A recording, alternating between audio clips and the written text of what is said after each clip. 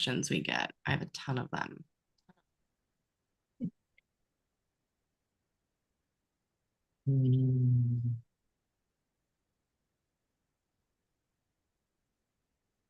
Hey everyone, happy Thursday. Welcome back to GovConHacks live podcast. If you are a newbie joining us, I am your host, Ashley Duwel, and I'm joined by my co-host, Natasha Velez. Natasha. From NVS Strategic Solutions. Hi, guys. So we had a little bit of a scheduling mishap. So apologies that Terry wasn't able to quite join us yet from HHS. However, we have been getting so many questions around capability statements. It's been a while since we covered this topic. And I know last time we talked about it, I think it was pretty much just do's and don'ts. Yeah. So thought this time would dive a little bit deeper into the questions that we've gotten recently from our group members, and also digging into like the content, because at the end of the day, that is the most important part, right? I would think so. What And do we put in it? yeah, what do we put in? What do we say? How do we sell ourselves to a stranger, essentially? And how much is too much, right? I Yeah. see capability statements where they want to jam everything, but including the kitchen sink, into what it is that they do. And they really kind of make themselves look like a jack of all, master of none. I'm sure you see. Yeah, I do. You got to have that good balance. Like there has to be like graphics, but also content. And it has to really say something. It can't just be like, we're the best. Okay, what does that mean? Like, what do you mean? Everyone's the best. We care about quality. I hope Says so. who? Says who? Says you're the best. I know. So it has to really say something, and it can't be fluff. And I've seen people with like 4 pages. That's too much. I think your limit should be 2. And you can even make that a 1 by using the front and back and good quality paper. HHS actually recommends using front and back. Now, they haven't updated their website since at least the early 2000s. So, back in the day when we used to print out capability statements and hand deliver them to the office, but we're in the digital age now. So let's assume that this document is just going to be emailed back and forth, within the office, or, stashed in a database, saved in a drive. Yep. Different agencies use them different ways. So when you're going into this project, make sure that you have your customer in mind. How are they going to use it? How are they going to be able to search for it? The key here is to make it easy for your customers to do business with you. And even the SBA says, much to your point, capability statement, and I have this like burned in my head from the presentations that I've done over the years on this topic. Capability statement is a 1 to 2 page document that describes your core competencies, your differentiators, and your experience. So with that said, something that's longer than 2 pages isn't even a capability statement. It's a capability brief, right? Yes. I mean, I think your capability statement, the nicest way to say it's a resume. It's the resume for your business. Now you go from this person and all your experiences, all your personal experiences and your career and things of that magnitude, you're pushing that over now as a business. What is your business experience? And so you do want to, like, if you use just like the pure bullet points of your core capabilities, and what does that mean, right? What am I good at? What makes me good at what I do? Why should you choose me? What's my best value? And then we say differentiators, where people are like, what's that? What makes you better than the competition? Respectfully. yes. Why And should I choose you? why they should choose you? I have a lot of folks that struggle with differentiators, right? One, a very recent experience, an extremely experienced company. They've won over 30 different government contracts, and they highlighted a few past performances that were relevant even. So it was a tailored capability statement. I was like, kudos, right? But they did not quantify all the rest of the experience. So if that's you, an easy way to do that is to work it into like your corporate overview.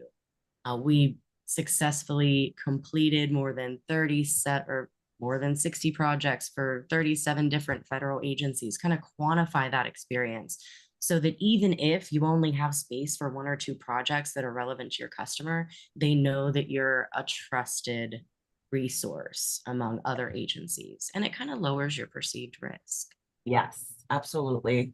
And, I'm no stranger to knowing that most of our audience are people literally just starting their capability statement and may or may not have that past performance.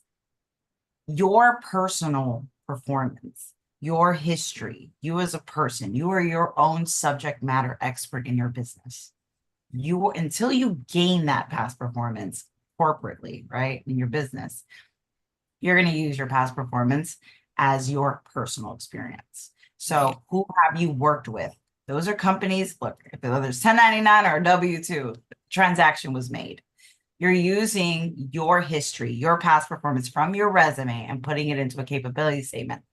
What is your differentiators? What makes you better than someone else in this job? Utilize your past experience, your knowledge, the things that you've done in previous jobs. What makes you good? And assume this is an interview, because it really is. Right. But don't try to use things like exceptional customer service. Like, says who, right? I mean, tell me a customer that tells me you have exceptional customer service, and I'll believe everyone does make it. that claim, right? That's not a differentiator. You're in a pile. Right. You're in a pile. Really try to answer the question, why should they choose me? What sets my business apart? What are the advantages? If you're a small firm, probably one of the biggest advantages, but don't use your set asides as differentiators. Think about the factors that are in your favor as a small, right? You probably have way less overhead than some of the larges, right? You probably have a smaller team. You probably have an, I want to say, an easier ability to make yourself available to the customer. We call that agility. We are agility. agile. We're agile. It could be your methodologies that you use. For example, I have a very streamlined process for delivering on projects. So my project management process and quality control is pretty good. I'm probably going to mention that in my differentiators, and that can provide my client with real-time insight. You really think the bigs, they're that much to provide a client with those extras to give them the warm, fuzzy feeling about delivering on time and within budget? I agree. And along with that, you can say, let's assume, we'll use this as an example. If GovConHacks decided, if we decided to create our own capability statement, what would our core capabilities be and differentiators? You would literally have to try to figure that out. So give me one differentiator. I think you said it the other day. That makes GovConHacks Podcast better. We give you the shit that other people put behind the paywall. That's why. We give it to you for free. I think somebody emailed me the other day and asked me that, like, why would you do that? Because why not? Like, why not, right? Why not? It's 30 minutes of my time to help you. That's fine. Get better at what you're already doing, right? Exactly. And that's the thing.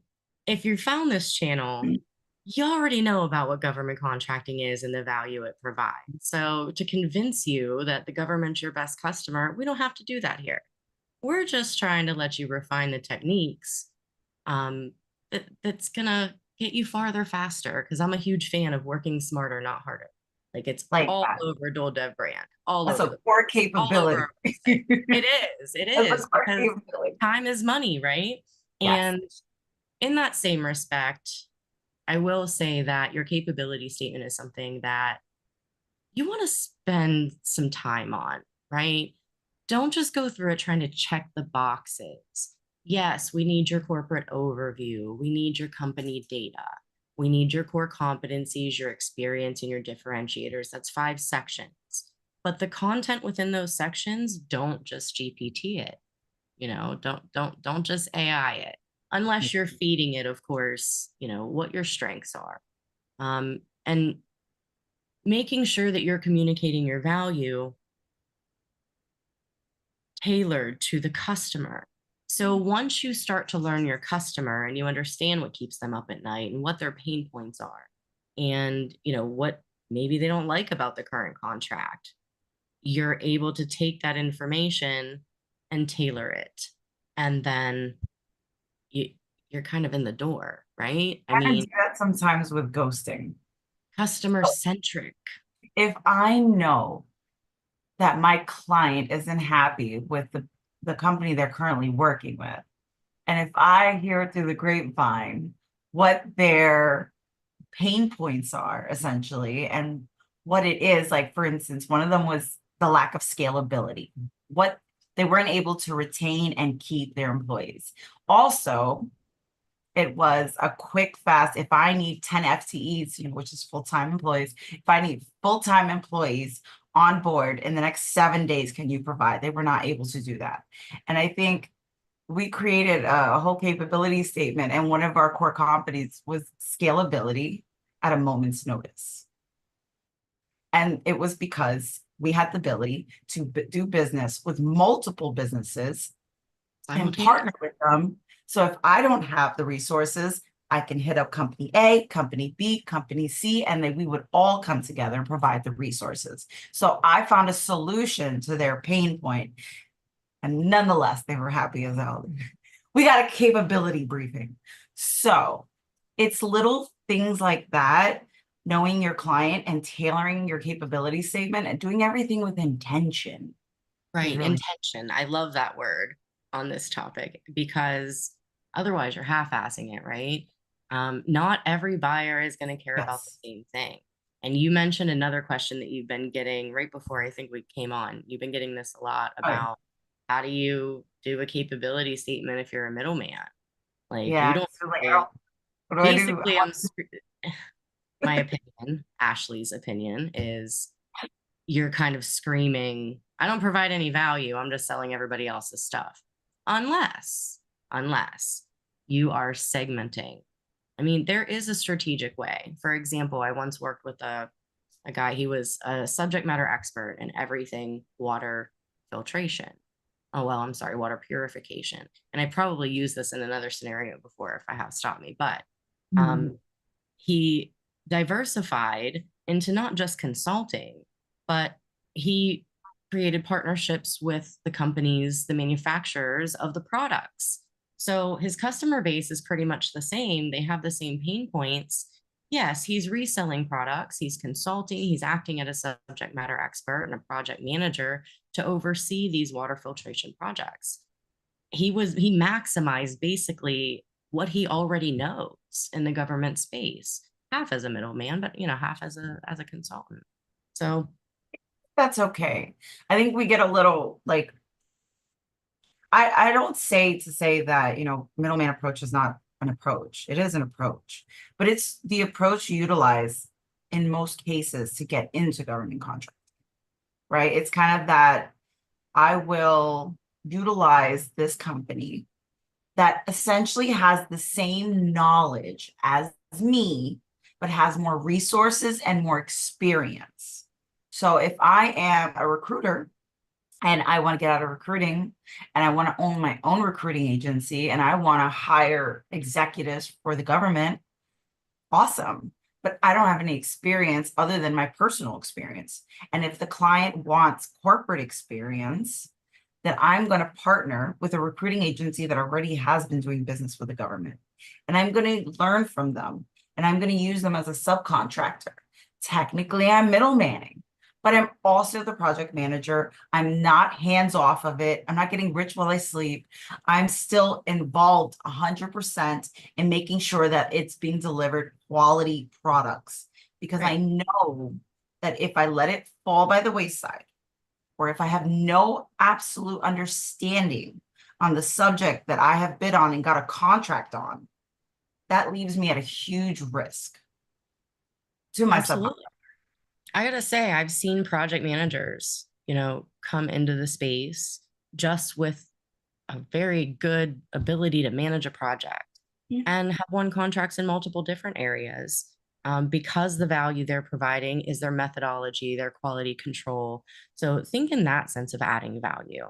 There Mhm. are, and the whole point, I know we're getting off on a tangent essentially, but the whole point was, how do you articulate that? Well, Yeah. in my scenario, the subject matter expert is going to talk about what he talks about best, all the great things that they can provide to solve the water purification problems for the government.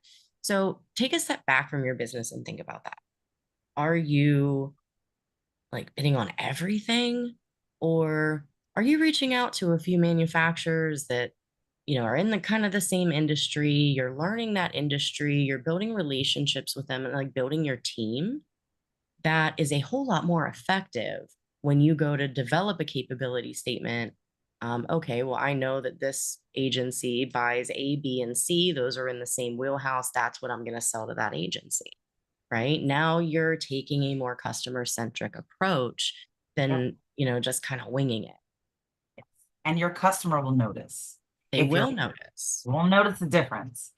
And if you make your customer your priority, it is still very true that they will notice. They like that versus someone who's just willy-nilly bidding to everyone and sending their CAPE statement to everyone. That's not even tailored to the work that you're trying to, bid on. So I would also suggest that when people say, I don't have a business, what is my core capability and my differentiators? Really think to yourself as a person, because that's really what it is. Who are you? Like if I gave you a contract, tell me inside, like not just the right answer, because some people just I want it to sound good. Like that's where you get all messed up because it's not true Yeah. to who you are. Who are you? What makes you different? What would you like to be? What if you had a business and your business is, let's say I give you $1 million contract, what would you like your core capabilities to be on that contract?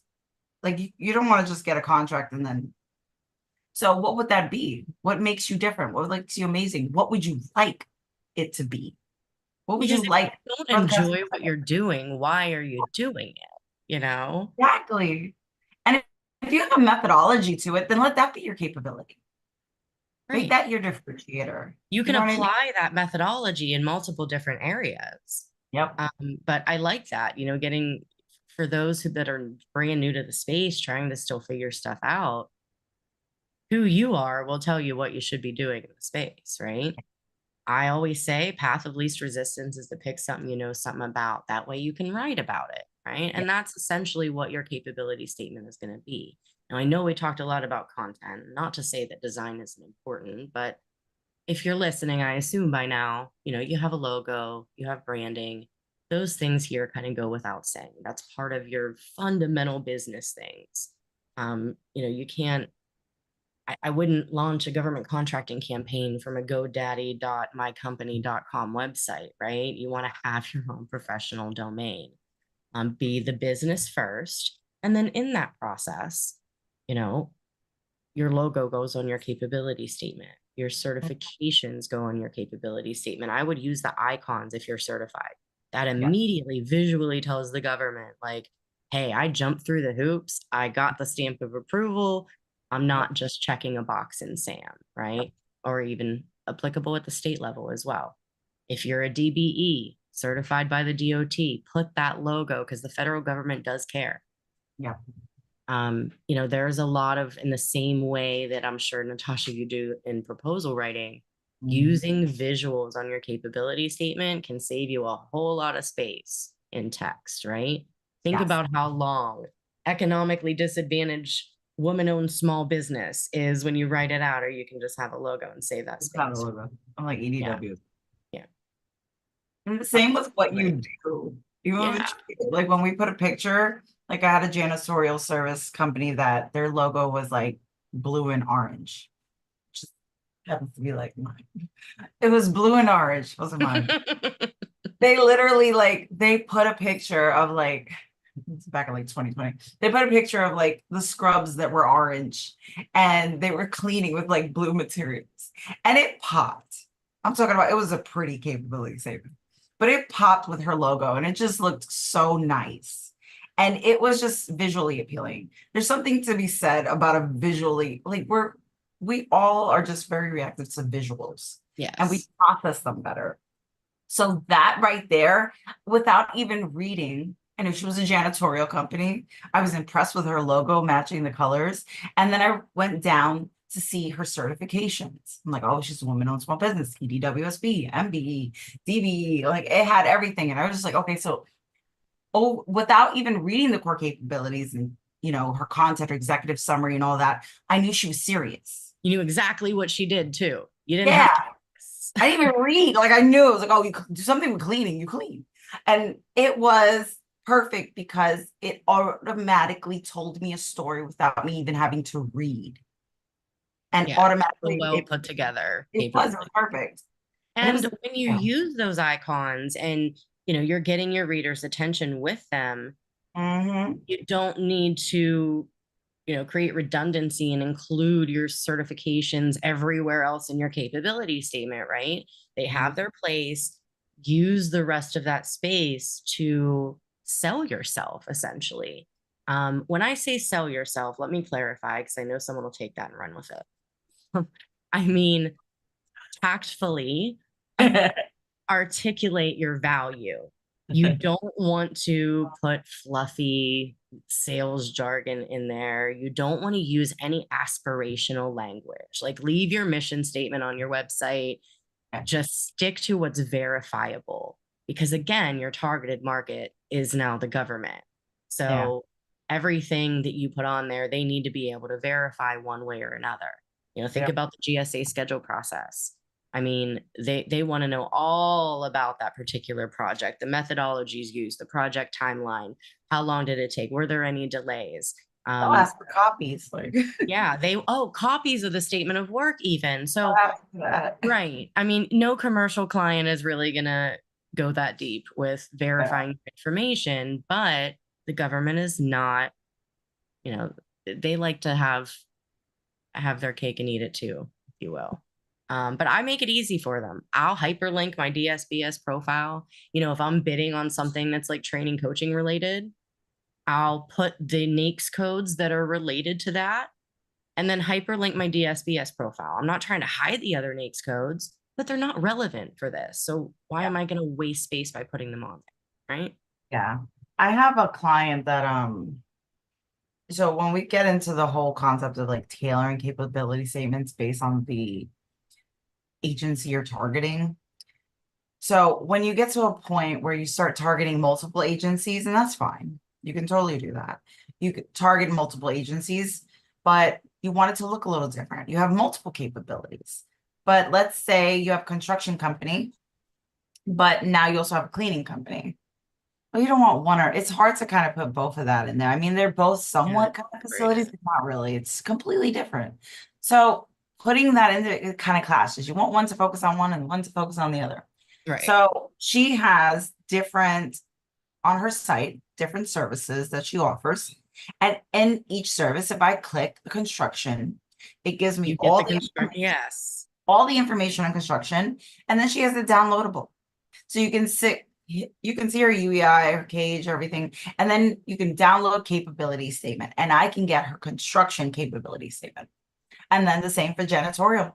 I can go to the janitorial section of services and then boom, that capability statement. And it's geared specifically for that. So another thing about having your capabilities, once you tailor it and you're pretty happy and solid with that, create yourself on your website, different services that you're a master in and that you want to support the government in, and tailor that capability statement accordingly and make sure it's easy to access it. Not just I have to email you for it, but make it free to download. Make it easy for me to look. Put it in your DSBS profile. If you're a small business, there's a new area for you to paste a link to your posted capability statement. Hopefully the link that you put in there is going to be your website link. However, if you don't have a website yet, don't let that be a reason to do nothing. Just put it in your Google Drive or your OneDrive. Just make sure that the share settings on your link is publicly accessible. And then that way they can just click and view your capability statement. Yep. The best. There is always a way, right? If there's not a way, I'll find it. Right? If I don't know the way, I know where to look for the way. That's my core capability. I'll figure it out. Yeah, we get it done. That's our core competency. There you So go. with 5 minutes left, I know we are nearing the end of the month. Next Thursday is going to be 4th of July. So Okay. we won't be here next Thursday. Hope everybody in the audience has a great and safe 4th. Yes, Save a life, don't drink and drive. Call a friend, call a neighbor. A lot of places I know down here on the beach offer free rides on holidays. conscientious. Check it out. Conscientious of puppies and veterans, please. Puppies. Our next episode, I believe, is coming back the second Thursday in July. And it's going to be on Capital, if I'm not mistaken. But does anyone that's joining us in the audience, I know there's a few of you there, do you guys have any last minute questions before we close out for this evening? And again, if you are not on YouTube, that's where we are watching the chat. So come on over to YouTube and ask your questions if you have them. We had a couple in the chat. The Marine from Texas says, hello, ladies, finally caught you live. We are glad that you were able to make it. Hello, Lorraine. And Rashid, I hope I'm saying that correctly. He said, thank you for the great content. And it is our pleasure. We are passionate about government contracting. We want to see everybody succeed. And at the end of the day, there's power in numbers, right? So the government would rather award a contract to multiple small businesses as part of a team than to a large. So instead of being competitors, I'll leave you with be competitive mates instead. All right, everyone. I will talk with you soon. It was great to be here tonight. Let us know. We do respond to comments that you place after the episode. So feel free if you have any questions about the topic, drop them in the comments, and usually only take 24 hours or so to get back to you. Hello, guys. All right. Take care, everyone. You have a great weekend. Bye-bye. Bye.